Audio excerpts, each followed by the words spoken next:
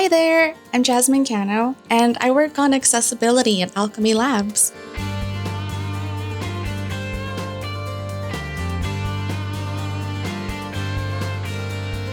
You might be wondering, what is accessibility? In this context, which is VR games accessibility, it means designing with the intent of making our VR games playable by people with disabilities. That means removing barriers and preventing barriers where we can as well. I've been working on accessibility for 5 years now, and it's amazing just how far it's come. Accessibility is growing. Digital accessibility, games accessibility, and XR accessibility. We're seeing updates in games, hardware, and there's just still so much more to come. I'm excited to tell you about my job, and also to tell you about some of the accessibility you can find in Owlchemy Labs games. One of the biggest responsibilities that I take on is designing and developing features and improvements that make our games more accessible. And that starts with research. I gather notes and sketches from conversations with my teammates, as well as external industry professionals and the game's accessibility community. It also means running playtests and conducting user interviews.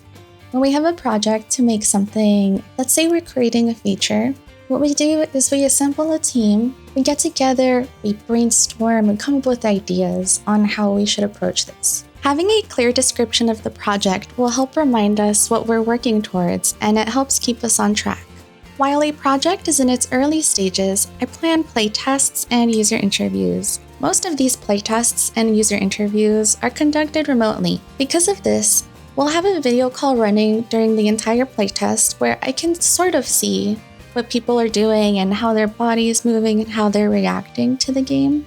Seeing them as avatars in the game is very important. I can see how their avatars fit in the virtual space. Some other things I keep an eye out for is how far people need to lean in, if they need to lean in to read any text or read any icons. During these tests, players are encouraged to say out loud what they're thinking and to really just share any thoughts that come to mind, but to verbalize them. I also remind people that I will not be offended if they say that something is weird or broken or doesn't make sense, because the goal is to find any problem areas and make sure that we address them. After the playtest is over, we take a short break and then get back to the Google Meet. In this Google Meet, a conversation begins. This is the user interview. Something I want to find out during these user interviews is hear about what worked and what didn't work. Was there anything confusing? And were there any points of friction? I collect this as data on a spreadsheet. I know any trends that I find and highlight anything that needs flagging, and I bring this to the team. When I bring this report to the team, I make sure that the findings are prioritized so we can talk about the most important things first. And if there are any recommendations for what to do in the project, I prioritize those as well. Together as a team, we discuss the findings, talk about the design, if it's working, if it's not, and then iterate as needed. These playtests are conducted during the duration of the project. The purpose of these playtests is to identify any remaining issues, validate our designs and ideas, and then make sure that the player is having their expectations met. The process for developing the project doesn't end there. Towards the end of the project, I also get to work with the QA team. Our QA team is awesome, and they're on the front lines making sure to catch any issues that we may have missed.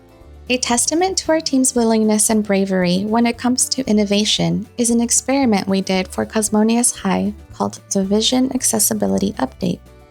We added a feature to reduce and remove some barriers in Cosmonius High. When this feature is toggled on, it allows players to get the name of an object, to hear the description of an object, hear environment descriptions, and also when they're moving their teleporter around the space, they hear a description of where they would teleport if they were to move there.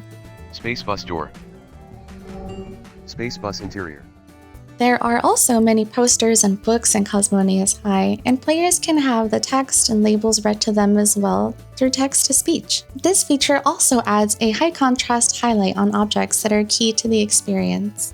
If you want to learn more about accessibility in Cosmonius High, you can find some of the stuff we've written online and some of the talks we've done as well. In Dimensional Double Shift, accessibility shows up in different ways. One of those ways is subtitles. Subtitles appear for when NPCs such as Alice, say one of their lines. By having subtitles in the game, this ensures that players who are deaf can get the information that a hearing player is receiving. Subtitles also benefit some people with ADHD or improved processing. You see that meme that's like, "Help, I can't hear without my subtitles." That's me. It's important to have objects not rely on color only. Our artists make sure that a player can differentiate between objects by making sure that there are different shapes and different patterns, such as the gears in the garage. We've taken into account height differences, and for this, we have handlebars on surfaces so that a player can customize the position so it will be more comfortable for them. Accessibility does not have to be a setting or an option in the game. It could just be designed in the game. Games are awesome, VR is awesome, and anyone who wants to play VR games should be able to. That's why accessibility is so important to me and to Owlchemy Labs. We want VR for everyone. Accessibility is never finished. There's always improvements to be made, and that's why we think about accessibility from the start. I'm glad I got this opportunity to tell you about what I do for work. Thanks for watching!